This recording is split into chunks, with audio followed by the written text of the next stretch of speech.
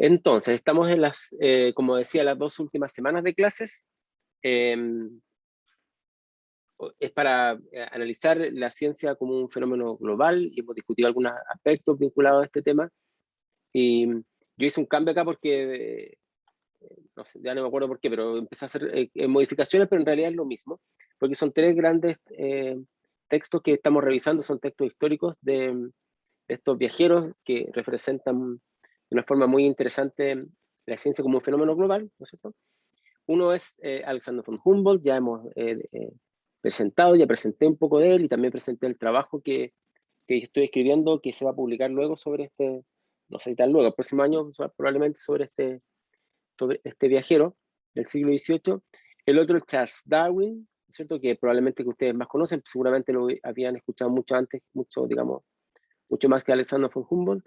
Y una autora que probablemente no conocen, que es Maria Graham, que la vamos a ver al final. Entonces, en esta semana que está puesto aquí, estamos el 15, pero estamos haciendo un cambio, digamos, vamos a ver primero, ¿no es cierto?, lo que habría sido la semana anterior de la primera semana de noviembre, Charles Darwin, ¿no? Entonces vamos a mirar Charles Darwin en la semana del 15 de noviembre y vamos a terminar el curso porque yo creo que es relevante darle un final con esta autora y no como la había puesto originalmente, que es Maria Graham. Tanto de Darwin como de Graham como de Alexander von Humboldt, ustedes pueden tomar extractos para poder hacer el trabajo que tenían que entregar hoy día, no me acuerdo. A ver. Creo que el próximo lunes. Sí, el próximo lunes, sí, son otros cursos que tienen que entregar. Sí, lo estoy viendo, sí. No se asusten, sí, lo acabo de ver. Me equivoqué, sí, es la próxima semana. Entonces, vamos a mirar hoy día, de hecho, el texto de Charles Darwin y yo les voy a mostrar que se pueden tomar el mismo extracto, digamos, cómo se puede hacer este análisis, para que lo puedan revisar. Bueno, entonces vamos a compartir pantalla, la clase en sí misma, ¿no es cierto? Vamos a agrandar un poco.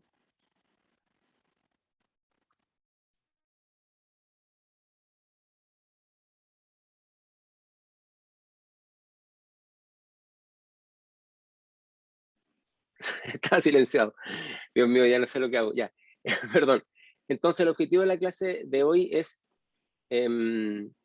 entender un poco dónde situar este viajero tan famoso, Charles Darwin, que ustedes seguramente habrán escuchado, tal vez hasta hayan leído.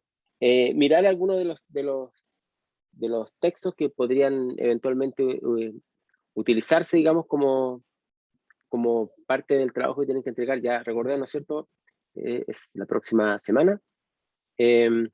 Y algún otro tema vinculado con cómo se puede entender esto en el marco de un curso de historia de la ciencia como el que estamos haciendo acá.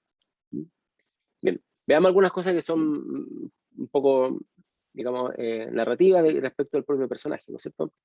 Darwin es un viajero de mediados del siglo XIX, más o menos, 1831, y es uno de los naturalistas que va con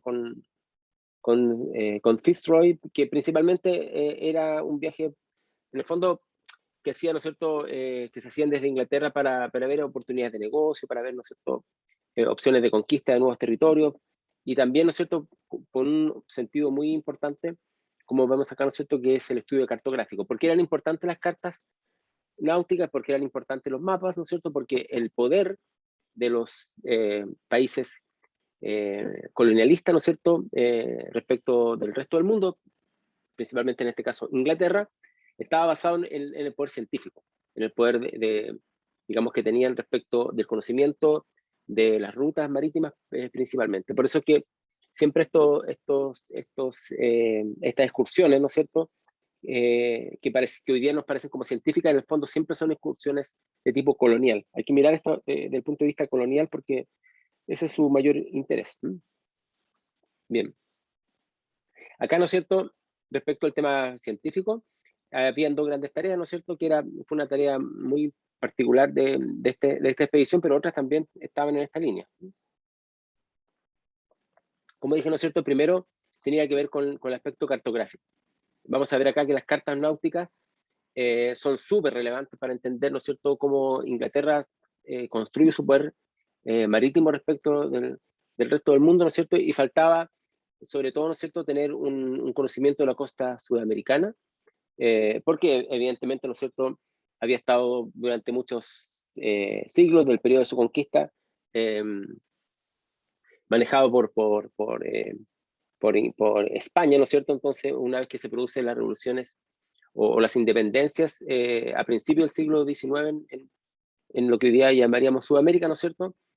Muchos países como Inglaterra, también Francia, ¿no es cierto?, van a hacer viajes que son expediciones cartográficas principalmente, y también para ver qué riquezas podían, ¿no es cierto?, explotarse, pero sin el problema, ¿no es cierto?, de tener a España entre medio. El segundo tema, que es un tema bien interesante, ¿no es cierto?, bueno, para los que trabajamos historia de la ciencia, evidentemente, que es el tema de la determinación de la longitud terrestre, que se hacía, ¿no es cierto?, a través de una serie de cálculos cronométricos alrededor del mundo. El gran problema que tuvo la cartografía yo diría que hasta principios del siglo XX se solucionó realmente, totalmente, digamos, fue el tema de la longitud. Como ustedes saben, ¿no es cierto?, o sabrán, la latitud se pudo definir desde periodos muy tempranos, incluso, ¿no?, utilizando ciertos instrumentos, el astrolabio, en fin, que podían definirse principalmente por la cercanía o lejanía que se estaba respecto del polo o del Ecuador, ¿no es cierto?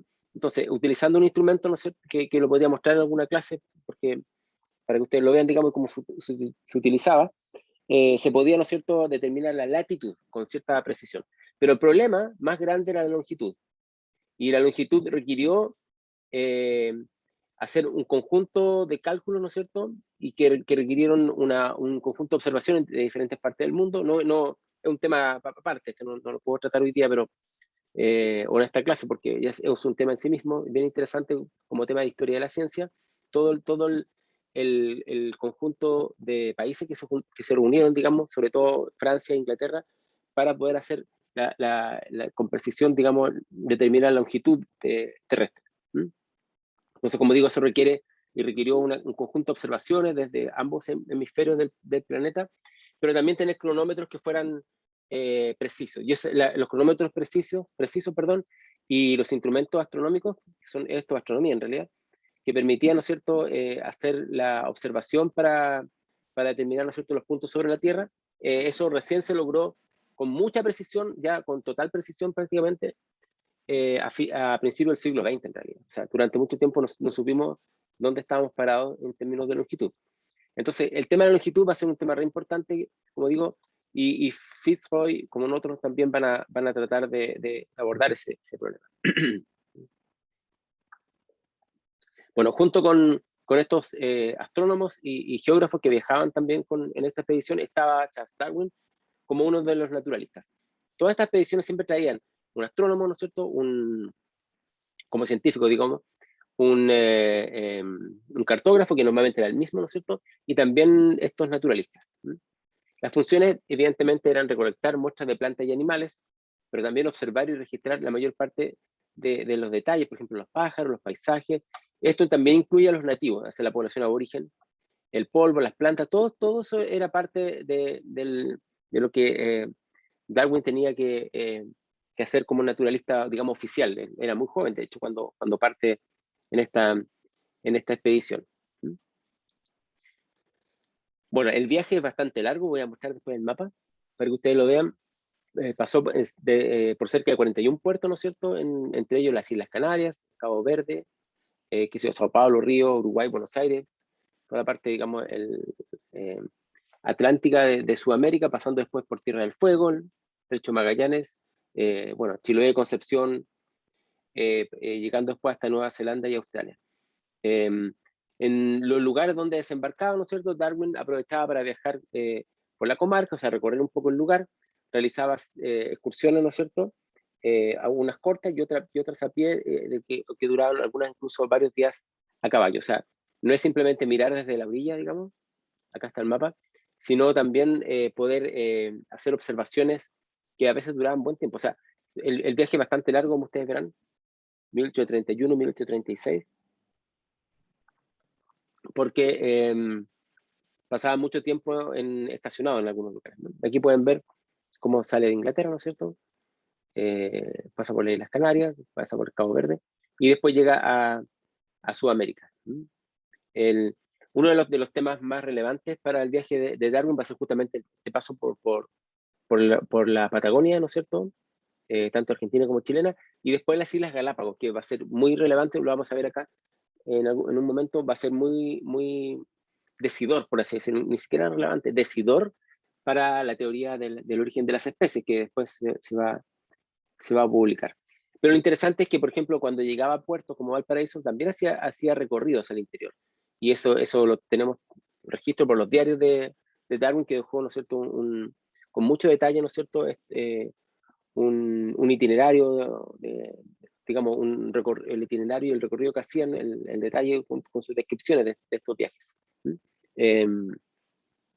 Pero no solamente ahí, también en Concepción, en muchos otros lugares, ¿no es cierto?, hace recorridos que incluso, como decía anteriormente, podían durar varios días porque eran recorridos hechos a caballo. Bien. Uno de los primeros temas que le va a preocupar a Darwin va a ser el tema de los paisajes tropicales. Y si miramos el mapa, ¿no es cierto?, hay un interés cuando pasa por lo que hoy día sería Brasil, ¿no es cierto?, y después posteriormente lo que es las Islas Galápagos o Tahití, ¿no es cierto?, lo que ha sido y lo que era, perdón, lo que era para la época que viajó Darwin, la mayor influencia de los viajeros naturalistas, que es Alexander von Humboldt. Por eso que yo lo vi al revés en esta clase, como originalmente lo había planificado. Pensaba primero ver Darwin y después Humboldt, pero en términos cronológicos es mejor ver primero a Alexander von Humboldt. ¿Por qué esto lo menciono? Porque el lugar donde se podía ver la naturaleza en su mayor esplendor, donde podía dar una mayor cantidad de elementos para ser estudiados científicamente por estos naturalistas, según Alexander von Humboldt, era el paisaje tropical, no otro. Y por eso el interés, ¿no es cierto?, también del propio Darwin de conocer ese paisaje. Tenemos mucha evidencia, y creo que lo he conversado en la clase anterior, del vínculo que hubo incluso personal entre Alexander von Humboldt y Charles Darwin, a pesar de la diferencia de edad. Humboldt era mayor, pero principalmente hay una admiración. Y los mismos textos de Alexander von Humboldt son llevados por Darwin en el viaje americano. O sea, hay un vínculo bastante obvio. Uno de los elementos que va a ser muy importante para entender cómo se puede concebir la naturaleza va a ser el tema de la majestuosidad de la naturaleza. Esto va a tener una repercusión también en la escritura posterior del siglo XIX, que van a ser los románticos, sobre todo en Alemania, pero va a tener también una repercusión en otras partes. Con romántico no me refiero al romanticismo de pareja, ojo. El romanticismo, ¿no es cierto?, como se está definiendo acá para el siglo XIX, tiene que ver principalmente con la sensibilidad frente a la majestuosidad de la naturaleza, a la inmensidad de la naturaleza. No es el romanticismo como se entiende hoy día en términos de parejas. Es solo con la naturaleza, no con las personas en sí mismas. Bien. Entonces, tenemos que todo le parece majestuoso porque evidentemente, ¿no es cierto?, esto son paisajes nuevos, por ejemplo, la selva ecuatorial, pero también el tamaño de los árboles, ¿no es cierto?, que en la Patagonia también era una descripción que se hacía tanto como se hacía, ¿no es cierto?, en la selva ecuatorial, o las mariposas, ¿no es cierto?, las ballenas, los delfines, los pingüinos, los insectos, qué sé yo, todo lo que son las aves de colores muy vistosos, pero también lo que hoy día llamaríamos, ¿no es cierto?, la población original o los nativos, ¿no es cierto?, y los costumbres. Es muy claro que la población original, no si los mestizos ni tampoco las personas de origen europeo, son vistos como parte del paisaje. O sea, así como el paisaje tiene rocas, tiene mariposas, ¿no es cierto?, también tenía personas que ellos consideraban como si fueran incluso parte de la naturaleza, mucho más que como se veían a sí mismos. Del registro del viaje de Charles Darwin, como dije, tenemos sus diarios de viaje que están publicados, están en castellano también, yo puse algunos acá en el curso. Pero también tenemos las cartas están en este momento también en la edición digital de Darwin, que uno las puede ver, digamos, en su original, en inglés, ¿no es cierto? Y en esas cartas se puede ver qué es lo que él pensaba cuando hacía estos recorridos, ¿no es cierto? Y cómo él escribió a su familia que podía contemplar sin dificultad los bosques, las flores, los pájaros, y la satisfacción de observarlos era infinita. Esta idea del infinito, de la majestuosidad, como lo puse acá, ¿no es cierto?, son elementos muy importantes para entender cómo funcionan estos viajeros, ¿no es cierto? Y cuál era el vínculo que establecían con la naturaleza, que es un vínculo, como dije, que va a tener una repercusión después, sobre todo los poetas del romanticismo, ¿no es cierto? En Alemania, yo conozco un poco más a los alemanes, pero también va a tener una repercusión sobre otros poetas, y también va a tener una repercusión evidentemente en otros ámbitos de la literatura, fuera de la poesía, y por supuesto, ¿no es cierto?, en la iconografía, en todo lo que tiene que ver con la pintura. Y destaco esto, el tema de la infinitud del paisaje. Es un paisaje que no termina nunca, que se ve majestuoso y que finalmente, ¿no es cierto?, muestra a los seres humanos en su pequeñez. Los árboles eran grandiosos, ¿no es cierto?, cuenta su familia, y extraordinarios en comparación con los de Europa debido a la blancura de sus troncos, ¿no? Acá hay otro elemento que aparece en todos los viajeros, que para poder conocer algo, ¿no es cierto?, siempre lo están comparando, pero eso tiene que ver con la manera en que conocemos. Siempre uno cuando describe algo está comparando en el fondo, para decir que algo es grande o es pequeño, para decir que algo es bello o feo, digamos, uno siempre está encontrando elementos comparativos, y los viajeros también lo hacen, siempre están comparando con su lugar de origen, en este caso Europa, qué es lo que están viendo ellos en América. Bien. Bueno, junto con contemplar la naturaleza, ¿no es cierto?, también había un interés, evidentemente, por estudiarla científicamente. Es decir, por ejecutar experimentos o, por ejemplo, practicar disecciones de los objetos que iba encontrando, objetos de la naturaleza. Esto quiero también destacarlo porque hay una propensión en estos viajeros, también lo vemos en Alexander von Humboldt, ¿no? A no solamente mirar la naturaleza desde fuera y contemplarla con esa majestuosidad, con esa infinitud que había mencionado, sino también a experimentar con ella a través de una intervención. Ya, eso tiene que ver mucho con el pensamiento europeo de la época, ¿no es cierto? Y se ha proyectado hasta nuestros días como la forma más obvia, ¿no es cierto?, de practicar la ciencia, que es decir, haciendo ensayos y ejecutando experimentos. Y podemos decir que el laboratorio, digamos, de estos científicos del siglo XVIII, como Humboldt o de fines, y del siglo ya XIX, como Charles Darwin, va a ser el mundo. O sea, el mundo es el gran laboratorio que ellos tienen para practicar, ¿no es cierto?, sus experimentos o qué sé yo, algún tipo de intervención que permita hacer un estudio de una pieza vegetal o animal, digamos, o algo así, ¿no? En la medida en que cuando uno descompone un objeto en sus partes más simples, ¿no es cierto?, tiene una mayor posibilidad de estudiarlos de forma más, digamos, individual al objeto. Entonces también eso es algo que se hace y que también Darwin uno lo puede ver, ¿no es cierto?, lo está practicando, y uno lo puede ver, como digo, principalmente en sus propios diarios, hay incluso dibujos que él hace, digamos, al respecto. Otro elemento muy importante que también lo hace Humboldt, ¿no es cierto?, va a ser el tener colecciones. O sea, no bastaba con dibujar a las plantas que estaban reconociendo, a los animales que estaban viendo por primera vez probablemente en este nuevo mundo, sino que también había que tener un registro y una colección que después se enviaba, ¿no es cierto?, a Inglaterra. Algunos iban envueltos en frasco, ¿no es cierto?, con alcohol, y otros envueltos en papel para protegerlos del viaje. Y esto va a ser bien relevante también para entender cómo se han formado los propios museos de historia natural en Europa. Si uno, por ejemplo, va al Museo de Historia Natural de Berlín, ¿no es cierto?, se encuentra con las colecciones que Alexander von Humboldt le envió a Alemania, que también están, las colecciones de Humboldt, una parte importante también está en el Museo de Historia Natural de París. Entonces, ahí también las pueden encontrar uno. O sea, eso es bastante, digamos, evidente de cómo ellos forman las colecciones de los museos de historia natural a partir de estas colecciones que hacen en América. Pero también, ¿no es cierto?, lo podemos ver respecto de Darwin, ¿no es cierto?, y lo que se llama hoy día, ¿no es cierto?, el Museo Británico, que una parte importante de lo que se expone ahí, que vino de América, ¿no es cierto?, una parte bien relevante fue enviada por Darwin en este viaje.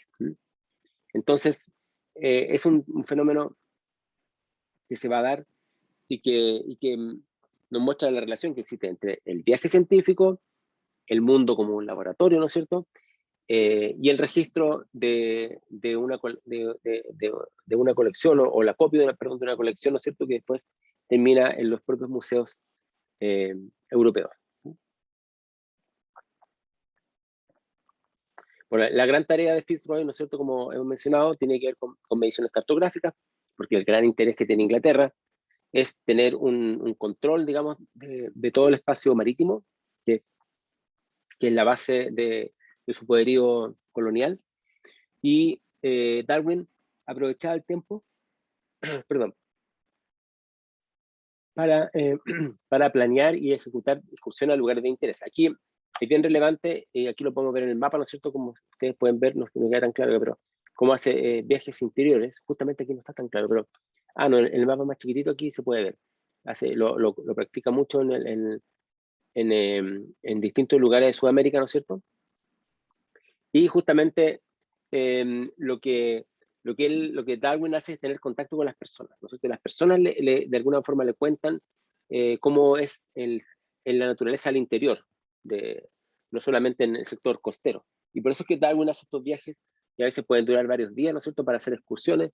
Estuvo en el Cerro de la Campana, por ejemplo, acá en lo que hoy día es la quinta región. Estuvo recorriendo Concepción, estuvo recorriendo varios lugares también, ¿no es cierto?, por el lado de lo que hoy día es Argentina o Brasil. Bien, vamos a seguir avanzando con esta descripción. No sé si hay preguntas hasta acá. ¿Algo que quieran mencionar respecto de esto? Bien. Uno de los lugares que van a ser muy relevantes para lo que es la idea de la evolución y del origen de las especies posteriormente, pero es algo que ya va trabajando Darwin y uno lo puede ver, ¿no es cierto?, en sus diarios, en el propio viaje, tiene que ver con este viaje que hace por acá, por la Patagonia, sobre todo la Patagonia Argentina, y ciertos sectores de lo que diríamos hoy día, llamaríamos hoy día las Pampas de Argentina.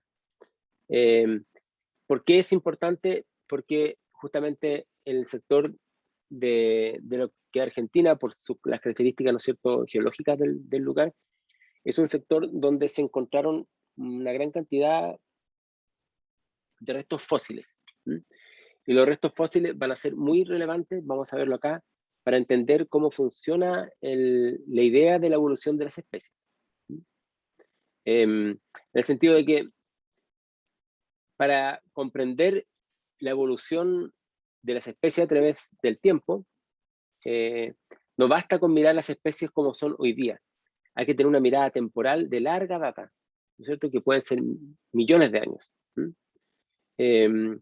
Y la única posibilidad de encontrar una vinculación entre un pasado, ¿no es cierto?, muy, muy lejano y un tiempo contemporáneo respecto a las especies que existen, ¿no es cierto?, en la actualidad, es a través de los restos fósiles, porque ahí uno puede hacer el vínculo, digamos, entre estos dos tipos de temporalidades.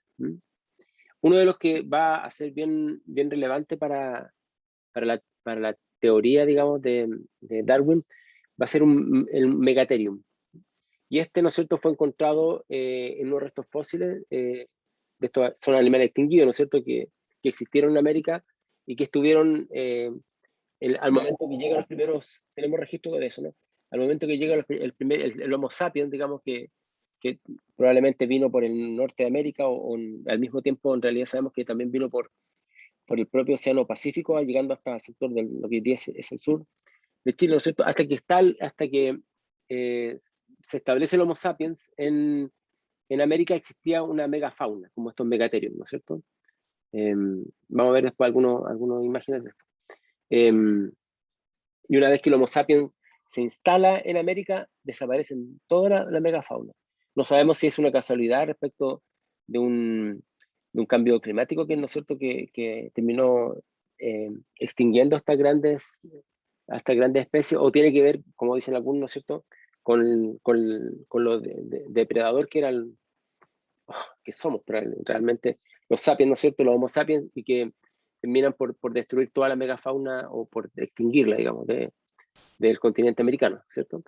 Entonces lo interesante acá es cómo Darwin encuentra estos nuevos restos, por ejemplo, estos nuevos restos fósiles de animales gigantes extinguidos, que van a ser, como dije después, la base a partir de la cual se va a construir su teoría del origen de las especies. Uno de los lugares más conocidos, más famosos, digamos, junto con la Patagonia para ir elaborando esta idea del origen de las especies, va a ser la isla Galápagos, ¿no es cierto? Que como ven acá, hoy día pertenece a Ecuador, ¿no es cierto? Como ven acá, fue uno de los pasos por los cuales, digamos, el Fitzroy, ¿no es cierto?, atravesó, digamos, fueron lugares por los cuales esta expedición también estuvo, digamos, en su itinerario. Bien, entonces, sí va a ser muy importante la Patagonia, ¿no es cierto?, para entender estos animales extintos y hacer una vinculación con los animales actuales, como el perezoso, por ejemplo, respecto al Megatherium. La isla Galápagos va a ser súper relevante para entender cómo se puede conceptualizar la noción de adaptación, por ejemplo. Y ahí, ¿no es cierto?, las diferentes especies de tortugas, pinzones y sisones, ¿no es cierto?, fueron un factor fundamental para entender, ¿no es cierto?, la visión darwiniana de la estabilidad de las especies. Porque la perspectiva en relación a la evolución de las especies tiene una particularidad bastante evidente, ¿no es cierto? Una, que las especies a través del tiempo van cambiando, es decir, el mundo no fue construido de una sola vez, como pensaban aquellos que en el siglo XIX tenían una visión más bien religiosa, que decía que Dios no puede haber demorado tantos millones de años en crear, ¿no es cierto?, el mundo. Siempre se pensaba que era mucho menos tiempo del que hoy día sabemos.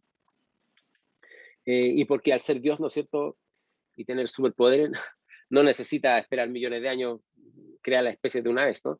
Y entonces, esa es un poco la idea que existía en la época de Darwin, por eso que el trabajo de Darwin es tan disruptivo, ¿no es cierto?, para la época, y era justamente de que había que mirar las especies a través de una larga data, un gran espacio de temporalidad.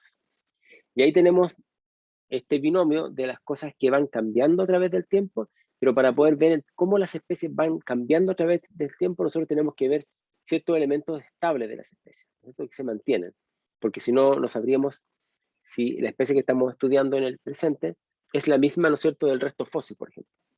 Para que ustedes puedan comparar si ese resto fósil efectivamente fue transformándose a través del tiempo, evolucionando, como diríamos, ¿no es cierto?, para transformarse en una especie como la conocemos hoy día, ¿no es cierto? Tenemos que tener elementos que sean estables.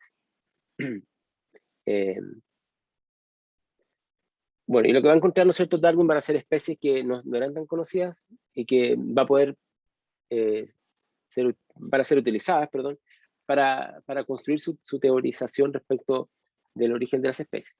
Acá tenemos el Megatherium americano, ¿no es cierto?, que es una de las reconstrucciones que se hicieron con restos fósiles, ¿no es cierto? Bueno, este no es exactamente de lo que envió Darwin, pero es muy similar al que Darwin encontró. Ahora, deben recordar o deben saber, ¿no es cierto?, que cuando se encuentran restos fosilizados, que están, ¿no es cierto?, petrificados, digamos, están convertidos en piedra. Normalmente están convertidos en piedra por la cantidad de tiempo que ha transcurrido, y nunca están completamente enteros. Muy raro que se encuentre una especie con todos sus huesos. Entonces, normalmente se encuentran parte de esos huesos y el resto reconstruido, ¿no es cierto?, por la evidencia científica de cómo debieron haber sido. Y acá, ¿no es cierto?, podemos ver esta relación entre, por un lado, el interés de los científicos por hacer investigación, digamos, en América, digamos que América es el gran laboratorio para estos naturalistas, pero al mismo tiempo, ¿no es cierto?, que las piezas que se traen, que se llevan desde América, ¿no es cierto?, terminen en museos. Eso es una visión bien colonial porque significa que el conocimiento sobre estas especies, que podría ser un conocimiento de los pueblos aborígenes americanos, termina, ¿no es cierto?, siendo instalado o puesto, ¿no es cierto?, en los países centrales de Europa, principalmente en este caso Inglaterra y también, ¿no es cierto?, París y en menor medida Berlín, son grandes centros. Y también, bueno, Madrid también va a ser uno de los centros como el que estamos viendo acá.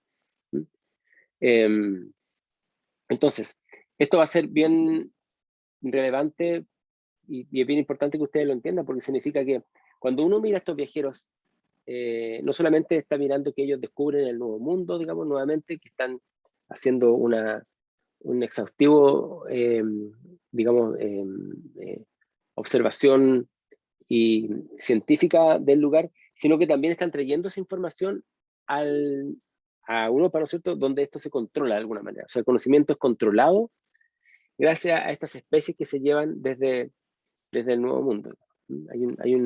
Esto se ha llamado, pero yo no estoy muy de acuerdo con esta frase, una suerte de extractivismo científico, o sea, como que funciona parecido al extractivismo que hoy día vemos en las materias primas.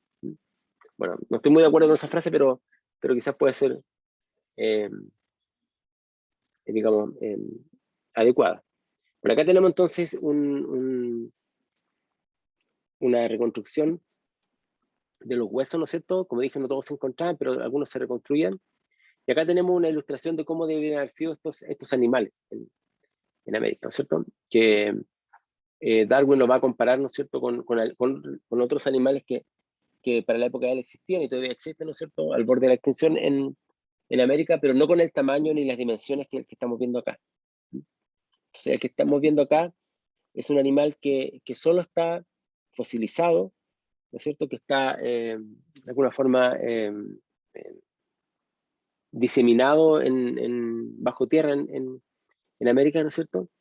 Y eso es lo que se puede obtener de estos huesos, ¿no es cierto? Y esta es la reconstrucción que se podía hacer de ese animal. Ahora, lo interesante es la conexión que uno puede establecer y que Darwin estableció entre los animales actuales que él vio, digamos, eh, con estos fósiles. Porque esa conexión, que hoy día nos parece tan obvia, no era pensada, ¿no es cierto?, en el siglo XIX. Se pensaba que eran dos mundos distintos. Un mundo que puede haber creado, ¿no es cierto?, en algún momento Dios, según su visión religiosa, hace miles o millones de años, y otros son especies que posteriormente fue creando. Pero lo que no se veía es esa conexión evolutiva entre especies. Hace millones de años se extinguía y especies, ¿no es cierto?, en la actualidad todavía existen. Bueno, Darwin se dio muy bien cuenta, ¿no es cierto?, que los fósiles gigantescos eran animales, digamos, y que se parecían de forma muy, muy extraordinaria, ¿no es cierto?, a sus equivalentes actuales. Por ejemplo, la similitud entre una Macrauchenia y el guanaco, entre el toxodón y el capíbara, entre los dentados fósiles y los perezosos, ¿no es cierto?, entre los hormigueros fósiles y los armadillos actuales. Entonces, esto va a ser algo que va a practicar Darwin, ¿no es cierto?, en el sentido de que está mirando la naturaleza americana actual, ¿no es cierto?, con los ojos de los fósiles que encuentra en América, pues para establecer una relación, ¿no?, entre animales que en algún momento estuvieron en América y animales que están en la actualidad. Entonces, la conclusión de la evolución es decir que hemos podido modificarnos a través del tiempo para irnos adaptando al lugar, se hizo como idea, ¿no es cierto?, en parte acá en este viaje americano. Bien, no sé si hay alguna pregunta antes de continuar.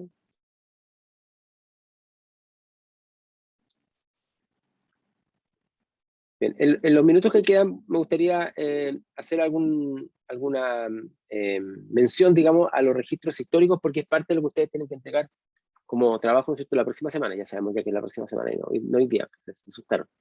Es el 22. Bueno, si es que no me equivoco. Sí. Bien. Entonces, miremos este fenómeno que se da del registro, ¿no es cierto?, del viaje que hace Darwin y que va a ser para hoy día, ¿no es cierto?, un registro histórico de esa época. O sea, esto es bien interesante porque a veces tenemos pocas menciones de los actores o las actrices de una época de su propio tiempo, digamos, con un relato como el que hizo, por ejemplo, en este caso, Charles Darwin. Bien, Darwin hizo muchas anotaciones, algunas son más cortas, otras más extensas, a bordo del barco y también en las excursiones, ¿no es cierto?, que se convirtieron en lo que hoy llamamos el diario de Charles Darwin. Si ustedes quieren, si les gustaría verlo, ya está digitalizado entonces, y también las cartas se pueden ver, digamos, por internet. Lo que va a ser la base del libro, ¿no es cierto?, del libro, digamos, Journal of the Voyage of Beagle, van a ser justamente esos diarios. La anotación, ¿no es cierto?, que después se las complementa para poder publicar el libro, son el punto de apoyo que usa Darwin para poder explicar, ¿no es cierto?, lo que estuvo observando en América. Bueno, el viaje de Darwin en América va a tener ciertas modificaciones a través del tiempo por sus propios intereses científicos, y uno lo puede ver en relación a qué cosas son las que está poniéndole más atención, que está mirando con más detalle. Al inicio del viaje de Darwin va a interesar principalmente por la parte geográfica, por ejemplo, cómo se forman las islas, cuáles son los sustratos que conforman los suelos, ¿no es cierto?, que es un conocimiento asociado a lo que hoy llamaríamos geología. Y esto le permite, ¿no es cierto?, hacer explicaciones de los eventos que habían causado la conformación actual de los archipiélagos y costas. O sea, mirando la geología de un lugar, se puede, ¿no es cierto?, advertir qué es lo que fue formando ese lugar, ¿no es cierto? Eso es bastante evidente. Si ustedes miran un lugar donde existen grandes masas de hielo, como iceberg, ¿no es cierto?, se van a dar cuenta que evidentemente las masas de hielo son los grandes modeladores del territorio, digamos, y así también con otros elementos de la geografía. Entonces, esto va a ser también relevante para entender cómo se va a estudiar la naturaleza, porque Darwin, al igual que Humboldt, no está centralizado solamente en una parte de la naturaleza, sino que está viendo cómo se relaciona entre sí, y por eso es que es muy importante entender los eventos que habrían causado la conformación actual de los archipiélagos y costas, por ejemplo. Bueno, Darwin, al igual que Humboldt, es una figura que se sorprende por la majestuosidad, por la belleza, por lo diferente de este lugar del mundo. En un comienzo, ¿no es cierto?, inició la recolección de algunos especímenes porque se interesaba por la estructura y las funciones de las especies. De esta manera, la zoología sudamericana es parte de los intereses desarrollados durante el viaje por Darwin. Claro, evidente, porque lo que nosotros miramos en él es justamente el interés que él tenía por hacerse un nombre como científico, probablemente. Al mismo tiempo, Darwin hizo observaciones de todo tipo de animales durante el viaje, por motivos distintos entre sí, digamos, uno por el interés por el animal, otro, ¿no es cierto?, porque eso iba a ser una fuente, digamos, económica también para los lugares que estaban conquistando los ingleses. No sé si preguntas antes de continuar.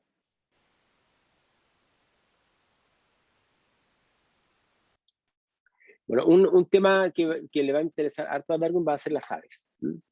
Las aves, sobre todo, ¿no es cierto?, porque las aves no tienen una distribución en las diversas regiones que sean más o menos homogéneas por las cuales recorrió Humboldt. Por ejemplo, mientras las observaciones de aves se distribuyen a lo largo de todo el viaje, las observaciones de moluscos y crustáceos se limitan a la región marítima tropical. Eso deja muy claro que uno de los grandes temas que va a estudiar justamente van a ser las aves. Ahora, ¿por qué las aves van a ser importantes?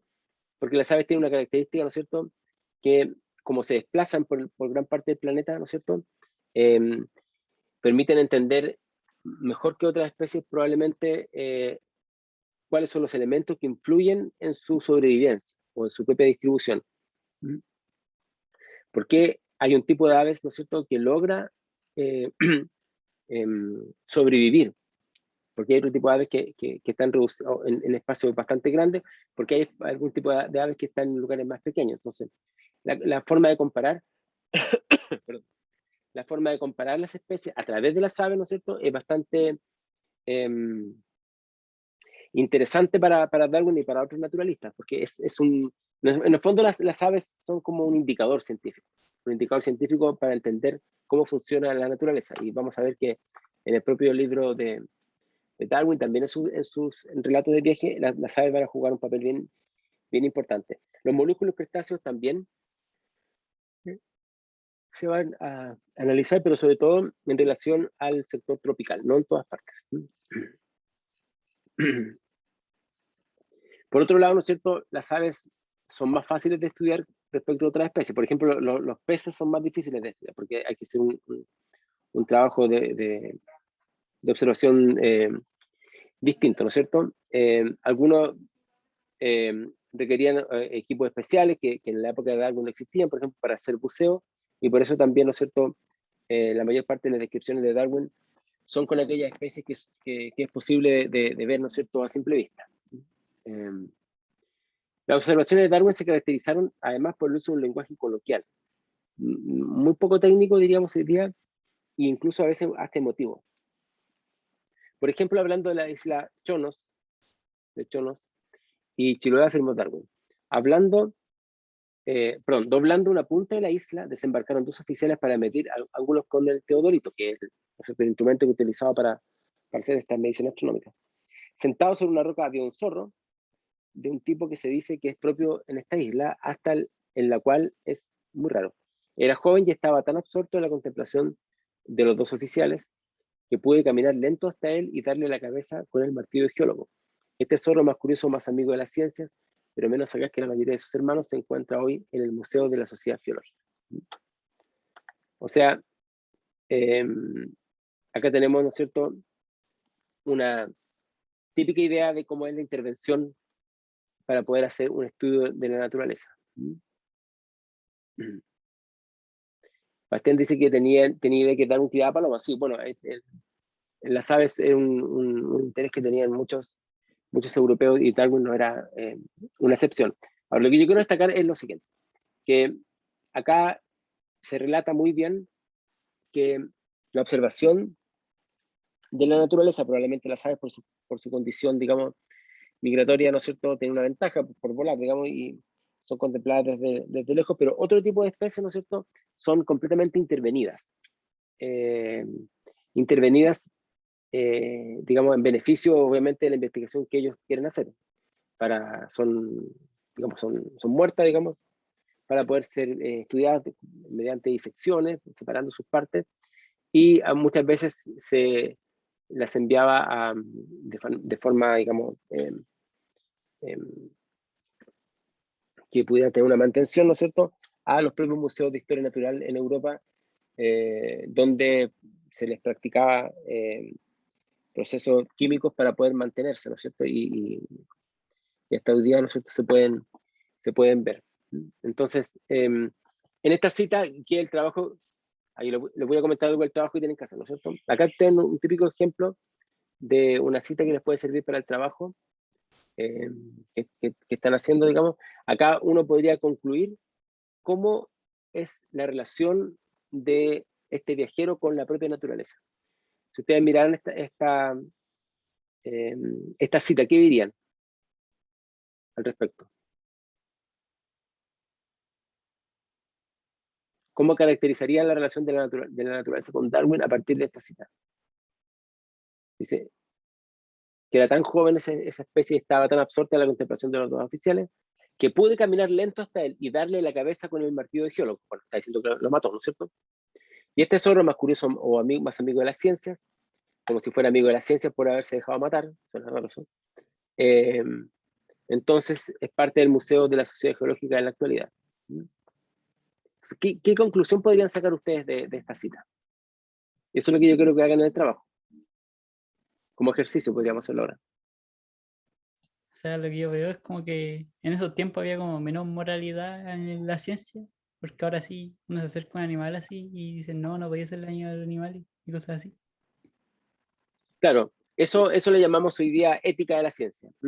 Bioética, por ejemplo. Si la bioética no estaba reglamentada como hoy día, ¿no es cierto? Hoy día los científicos tienen que firmar y pasar por, no firmar, digo, tienen que pasar por comité de bioética, donde debe quedar, ¿no es cierto?, en evidencia, demostrable, que el trabajo que se hizo no afectó, o no es que no afectó, sino que no hizo sufrir a animales. Porque evidentemente algunos sí mueren, ¿no? Pero no los hizo sufrir. O sea, tuvieron, tuvieron una muerte, comillas, digna, diríamos hoy día. Suena raro lo que estoy diciendo, pero tiene que ver justamente con la mirada actual que tenemos sobre la propia naturaleza y cómo nos relacionamos con ella, en términos científicos, ¿no? En esta época eso no existía, como dijo su compañero. Bastante evidente.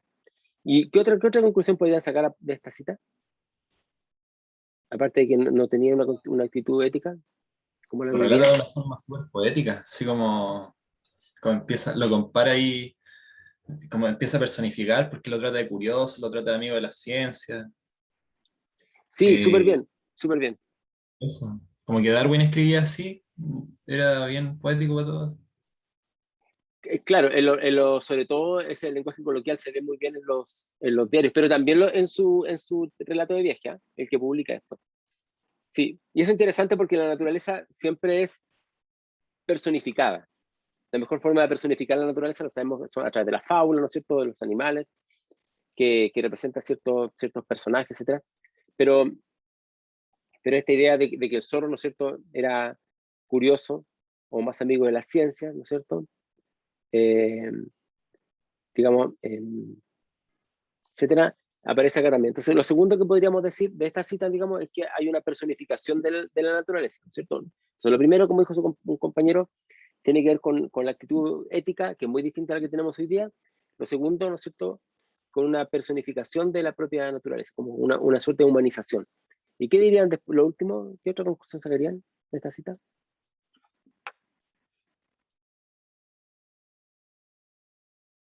Eso es lo que hacemos los historiadores. Los historiadores, nosotros sacamos información de estos documentos históricos para entender cómo funcionaba el mundo en esa época. Me imagino que también hay como una clase de como oportunismo, si se quiere, porque quizá en el momento a lo mejor pensó que no se iba a pillar con otra, con otra especie de estas características, entonces de alguna u otra manera su forma como de abordar eso fue de la manera más práctica o más sencilla que es simplemente matarlo, ¿no? Claro, hay un oportunismo, sí, efectivamente, hay que aprovechar la oportunidad de estar con la especie para poder, ¿no es cierto?, hacerse esa especie. Y lo último, ¿no es Claro, cierto? Sí, perdón. No, claro, porque también como dice ahí que podría haber perfectamente haber huido. Entonces quizá era su única oportunidad, eso.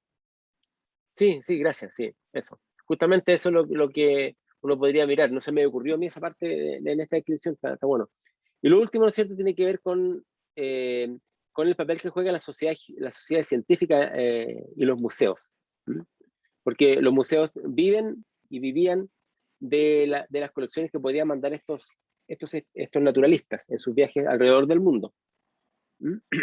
Entonces, si uno hoy día recorre, ¿no es cierto?, los museos en Europa, como les comentaba anteriormente, ¿no es cierto?, se va a dar cuenta que una parte importante de sus colecciones fueron hechas a partir de lo que le enviaban estos naturalistas, ¿no es cierto?, del siglo, en este caso del siglo XIX.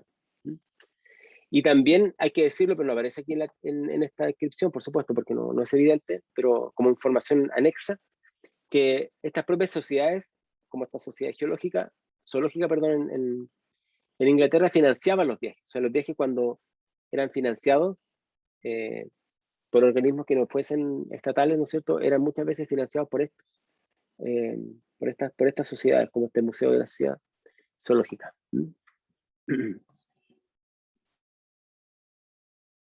Bien, en otras ocasiones, ¿no es cierto?, Darwin apela a las denominaciones populares y técnicas para identificar los animales.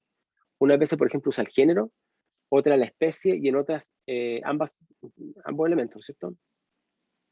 En otras ocasiones, cuando describe el comportamiento de animales, se basa en tradiciones populares, advirtiendo que él no ha sido testigo directo de los hechos. O sea, muchas veces hace descripciones de animales, ¿no es cierto?, que no están, digamos, en el lugar donde él recorrió, pero sí se basa para ello, ¿no es cierto?, en una descripción a partir de tradiciones populares. Es decir, hay una gran mirada propia a la naturaleza, por lo tanto, la naturaleza que presenta el viaje científico de Charles Darwin, ¿no es cierto?, no es solamente, o sea, quiero decir, las observaciones que él hace sobre la naturaleza están imbuidas de sus propias tradiciones, su propio lugar de origen, por así decirlo. Tiene una impronta muy marcada, pero eso les pasa a todos, obviamente, pero en este caso lo estamos mirando, pero tiene una impronta muy marcada respecto de cómo se percibe el mundo y cómo él percibe la naturaleza. Entonces, aquí hay una relación que es bien directa entre el tipo de capitalismo que se va a desarrollar en Inglaterra, ¿no es cierto?, de alta competitividad, ¿no es cierto?, donde el más grande, de alguna forma, se impone el más pequeño, el pequeño se termina sucumbiendo, digamos, y desapareciendo, por ejemplo, la empresa, en fin, o los grandes capitales en este caso. Y esa mirada respecto de cómo funcionaba el mundo y que le había dado a Inglaterra, ¿no es cierto?, su poderío, digamos, esta mirada del más grande respecto del más chico, Darwin la proyecta hacia la naturaleza. Entonces dice que la naturaleza debiera, o piensa, digamos, debiera funcionar muy parecido a cómo funciona la sociedad que él mira. Entonces, no es que, como pensamos a veces, no es que las ideas de la naturaleza después se pongan al servicio del estudio de la sociedad, o lo que se ha llamado el darwinismo social. Lo que estoy diciendo acá es todo lo contrario, es decir, que como él mira la sociedad de la Inglaterra de su época, ¿no es cierto?, es el lente, es el filtro que le permite entender cómo funciona la naturaleza en sí misma. Y veo evidentemente una vinculación o una misma lógica, diría yo, más que una vinculación, una misma lógica. O sea, entonces, la exposición del más fuerte respecto al más pequeño, ¿no es cierto?, el hecho de que algunas especies inferiores vayan desapareciendo y se impongan otras más grandes, también tiene que ver cómo ellos vayan a los países, respecto de qué eran los países más, o cuáles eran los más grandes, más importantes que otros. Entonces, también es un fenómeno que se va a dar en este viajero y en muchos otros, ¿no es cierto?, respecto de cómo estudia la naturaleza. Entonces, no hay que pensar que la naturaleza se estudia de manera inocua o objetiva, o completamente, ¿no es cierto?, desprovista de cualquier perspectiva. No, la naturaleza se observa siempre desde una perspectiva, se observa siempre desde una impronta, se observa siempre desde una posición. Y eso no está mal ni está bien, es así, digamos. Lo importante es que nosotros podamos distinguir desde qué posición se partía para poder entender cómo fueron hechas esas observaciones. Y eso es lo que estamos haciendo acá ahora, y eso es lo que hacemos en general los historiadores cuando estudiamos estos fenómenos del pasado, digamos. Eso, por supuesto, no deja, digamos, fuera el hecho de que Alexander von Humboldt y también, ¿no es cierto?, Darwin, que es el que estamos viendo ahora, hicieran mediciones, ¿no es cierto?, hicieran observaciones utilizando instrumentos de su época, etcétera, ¿no es cierto? ¿Sí, Bastián? ¿Tienes una pregunta? Claro, sí, sí, sí. Sobre este aspecto cultural que tiene la ciencia en este periodo, como relacionándolo quizás con ese punto que nos costó sacar al final, que lo sacó usted, cuando dice que el zorro se lleva a los museos. Esto es como que el hallazgo científico también haciendo una especie de tesoro, un trofeo, una especie de trofeo, ¿no? Y al final en los museos donde se exhibe, porque ahí tiene un carácter más de prestigio, entonces, no sé, pues ahí yo lo pongo el zorrito y digo, zorrito capturado por mí en el año 1800. Y así es como se legitimaba de alguna forma respecto a la misma sociedad científica, zoológica, ¿sí? Sí, tiene una legitimación al interior de la sociedad científica, Pero también hay una autorreferencia respecto del papel que juega Inglaterra en relación al resto del mundo, como liderando el mundo. O sea, esto se le llama, yo dije que no estaba muy de acuerdo con esta idea, pero se le llama extractivismo intelectual, por así decirlo. Es decir, sacar de objetos de otro lugar que van acompañados de conocimientos también, y presentarlo, ¿no es cierto?, como un descubrimiento propio hacia el resto del mundo en estos museos. Claro. Junto con estos animales también hay material lítico, hay muchas cosas, digamos. Claro. Sí, ese extractivismo como que es transversal a las culturas, o sea, no solo a los animales, sino que también en el caso de Jamie Button, no sé si lo hemos tocado en el curso, que no podía No, decir pero que lo éramos. vamos a ver la próxima clase, sí, de hecho. Entonces ya no adelanto nada, no adelanto nada. No, Pero es como pero dilo, sí. Es una la misma persona, ¿no?, idea. que se lleva, sí. Claro, se encontraron unas personas y, bueno, diversas circunstancias, se habla de que les robaron o de que lo compraron, pero se llevaron a los indígenas de la zona, a los habitantes de la zona, se los llevan a Inglaterra y de alguna forma como que los lo introducen a la Sí, los civilización civilizan, había dicho, está bien. occidental. Sí, los civilizan.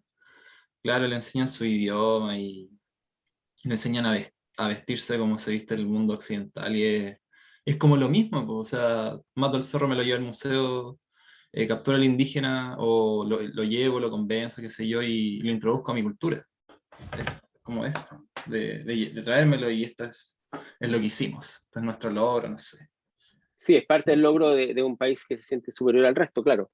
Pero también ocurre que a veces se llevaban grupos más grandes, pero no el caso de Darwin, u otros grupos, otras expediciones, y hay un caso muy famoso de franceses que se llevan, bueno, de otros grupos también a grupos en familias enteras, por ejemplo, mapuches, y los exponen en los zoológicos. Tenían un espacio, así como estaban los osos, en fin, u otros animales, tenían un espacio con una ruca, con indígenas de Chile, digamos, y entonces hay mucha documentación sobre eso y libros escritos, ¿no? Y entonces la gente pagaba la entrada para mirar cómo vivían esos salvajes, según su percepción de la época. Pero tiene que ver justamente con el hecho de que el mundo natural, ellos ven como un mundo a disposición de los europeos para su propio beneficio, del hombre blanco europeo. Eh, y miran también a las poblaciones aborígenes, que diríamos hoy día las otras poblaciones indígenas, como parte de ese mundo natural. Por lo tanto, no es tan raro que los españoles hayan pensado que el que tenía que trabajar eso, ¿no es cierto?, eran los indígenas, trabajar en América, en las minas, en fin. Y tampoco es extraño pensar que se lleven a grupos indígenas, ¿no es cierto?, para mostrarlos como parte del trofeo, como dices tú, ¿no es cierto?, que se llevan desde América. Hay que entender ese fenómeno porque es parte fundamental de cómo se formó el colonialismo europeo y que lamentablemente hasta hoy día tiene repercusiones. Ahora, hay que decir una cosa.